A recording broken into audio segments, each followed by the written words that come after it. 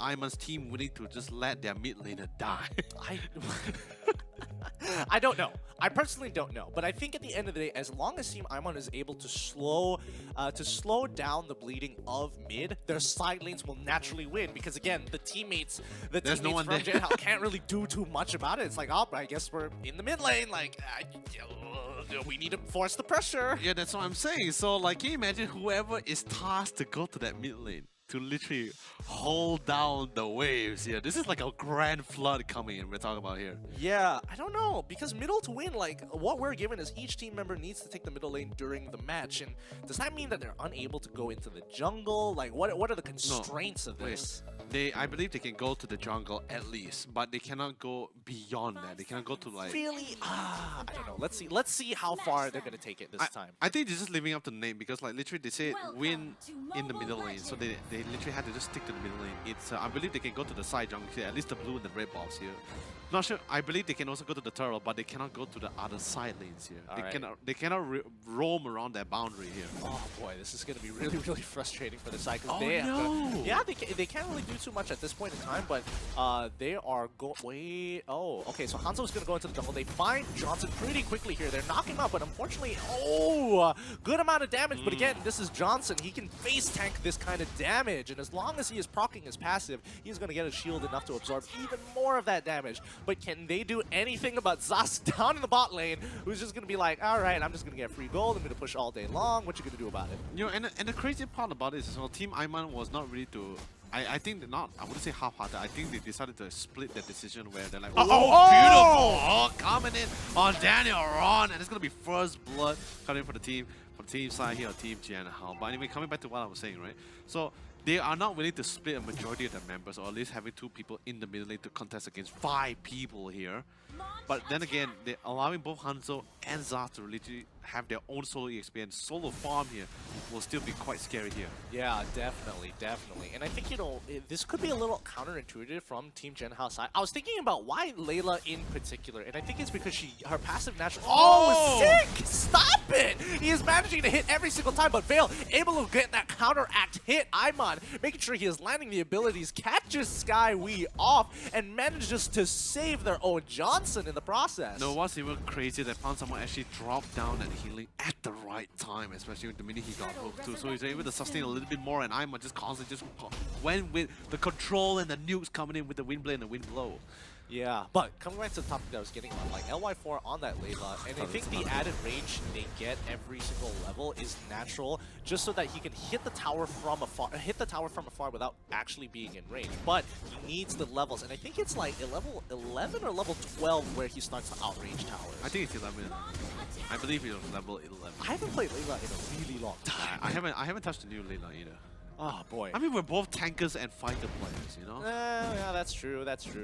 Let's see how this plays out, because once again, looks like bot lane has already been broken by Zas 2 minutes into the game, and he's just gonna go for the second one. I mean, this is where the resistance is. Oh my goodness, that damage. Oh, the flame shot! No! Jian tried to body block it, but instead the AoE popped LY4, and LY4 was just not willing to use his flicker. You know, the worst part about it is, like, you know, you want to try to save your teammate, but at the same time, you know, it's just not gonna be able to come into full fruition at all. That's also true. That's also very true. It just feels bad here. By the way, Hanzo, both Zaz and Hanzo casually coming in and were able to split into the lane. I love the idea that the fact that Skyway, he went and tried to get a jump on Zetorex, and then he realized, wait, middle only, sorry. And Zetorex is just like running closer towards the top side of the map. It's like, haha, can't get me now. Dude, it's like safe zones at this point. No conflict zone. It's like an invisible wall they know they can't cross.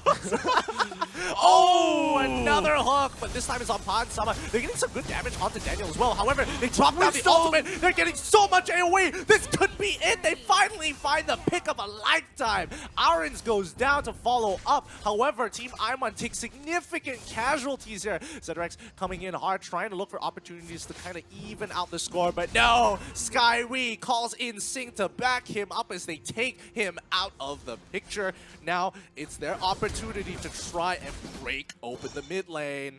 Dude, honestly, I love the decision making coming in from the side of Skyway. Ooh, beautiful catch coming in on top of Daron. Going to be able to drop down the ultimate at the same time, but I don't think he will die here. But anyway, yes, coming back to what I was saying, right?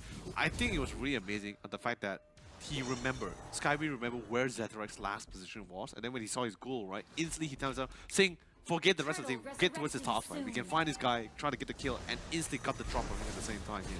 Yeah. I mean, just look at this right now. Zas is going to continue pushing again and again. It's a race against time. Oh, they even flick him right on over their heads as they go on for a full-on fight. LY4 in a little bit of trouble, but luckily, it's not going to be enough to stop that team. Aiman is the first to fall, but nobody other significant casualties have been taken here. As once again, Zas is just going to end the game here. Oh, boy, this is... Oh, and another hook by Sing to secure the kill onto Daniel. And they can clear it. Now that they've opened up the inhibitor, that's absolutely fine. They can keep defending this and get extra gold to beef themselves up. Yeah, and then what's even more amazing, because it's going towards the crystal, so it's still considered a mid.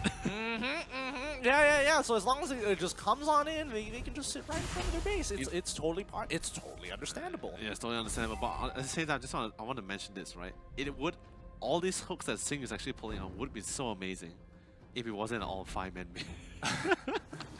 Probably. Like, right now he is just trying to not hook Pansama, but Pansama's a hitbox is just gigantic, so it's really hard to get those angles down. It's a big dude, man. He's a big boy with a giant axe and a shield. Oh, that is a big one! Oh, how did he get him? This is huge. Daniel was just a little bit too far in front. Pansama tries to actually save the situation, but Daniel is able to drop down his ult just in time to get the damage down. Pansama still in trouble. Needs to get up, but gets yanked on backwards. Fail! Getting some huge kills on Skyway and Aris with that ultimate, sucking them in and blowing them out. Oh man, they couldn't weather the storm that Aiman was actually throwing down here. And now Zethrak's want to look for a couple of kills, but Aiman will secure it for himself. It's an unofficial triple kill here, but that's still pretty big. Potato going for the rotation and will be able to get a double for himself. Yep, he's just going to push this wave in. It's only going to be Skyway and Aaron still alive. And he is level 9 to level 5 and level 8. So, ooh, boy. Dude, the scary thing about Veil at the same time, the more levels he gets, the more scary he becomes at the same time. So, ooh, but just so many great combo coming in from Aiman. The ultimate Windstorm, followed with the Windblade, Windblow on multiple people, 3 to 4 people. I was like, that was it. Oh no! What a hook. Oh, the hooks are so nasty here, but they were able to get the ultimate down. However, they flipped him out of its range, so Johnson doesn't even get a second chance at life. But then again, it's going to be traded off here, because right now, this time, our dear friend Potato, sick of split pushing by himself here, going to be joining in a little bit of this fight here. Yeah, oh boy, this is getting rough. But so far, like Team Jian, they're actually doing not too bad. They were able to get more kills overall. Yes, they are losing in the objective session, but eventually, like, if they just allow time to pass by, they're going to get strong enough to be able to, you know, muscle their way in through mid lane. Oh, dude, I love it. Sing was just trying to hook him over because he knows he can't fight in his lane. It's like, I'll get you eventually. Yeah. And then Potato is just like casually, he knows that they can't come on top of him. Look at it, T-Long, dude, he's just waiting. He's like, come on, just a little bit closer.